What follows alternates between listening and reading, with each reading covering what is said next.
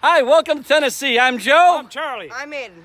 And welcome to my shipping container house. I have a little bit of information for you. We had a little problem with one of the shipping containers, and we thought that the manufacturer of that particular shipping container had some different dimensions, but that wasn't the case. I have 9 shipping containers, and they're made by several different manufacturers. This one, for example, is made by SLEU. This one's made by GVTU. And this one's made by TRDU. Now the shipping container is made by TRDU.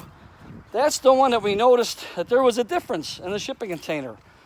We put the 4 shipping containers. We have 2 on the east side, 2 on the west side. The 2 on the east side, when we set those in place, we set them on top of the concrete foundation, and they sat down real nice. We're going to cut out the middle wall, and we know that when we do, the floor is going to sag because nothing's holding it up. So we set it on the concrete foundation, and then we hoisted up these I-beams right here.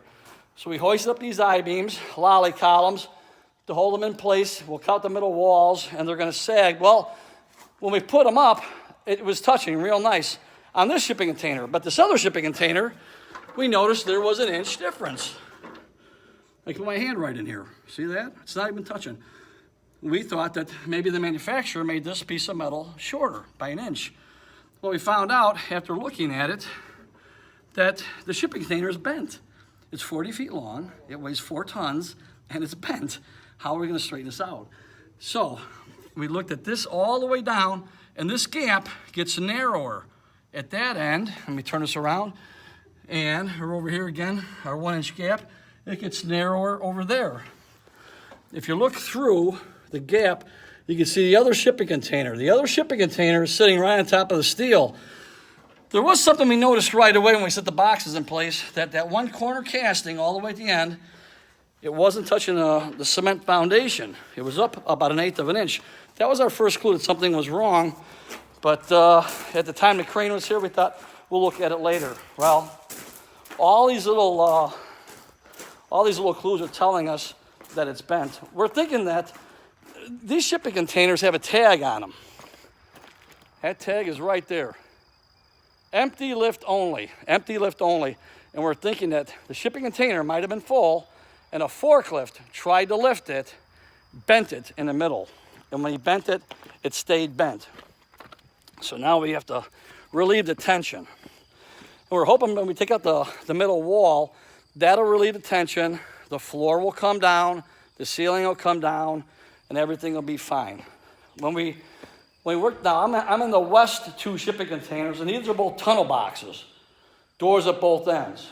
And we took this wall out, everything lined up perfectly. And we also noticed that on the floor, when we took the wall out, that the seam, this design, matched up perfectly. This is the wall of the one shipping container, this is the wall of the other. And I've seen some YouTube videos where people just ground that nice and smooth, left that little design, and left that as their finished floor. So if you want to do that, it looks kind of nice. Let me get over to my 2 east boxes. We noticed that the corner casting right here, it's settled down. It's almost down on the embedded plate right now. And as we're taking out the wall, I don't know if you can see this or not, but there's a difference in the floor. That's the one shipping container that's bent. It's bent up. Right there, you can probably see a little bit better. It's quite a bit higher. But as we're cutting out the walls, it's starting to sag down. And let me show you the ceiling real fast too. The same thing. So I said in the other video that I thought the manufacturer was different. He's not. This box is bent. It's settling back down. We should be fine. I hope this information was helpful, and you guys have a great day. Bye-bye.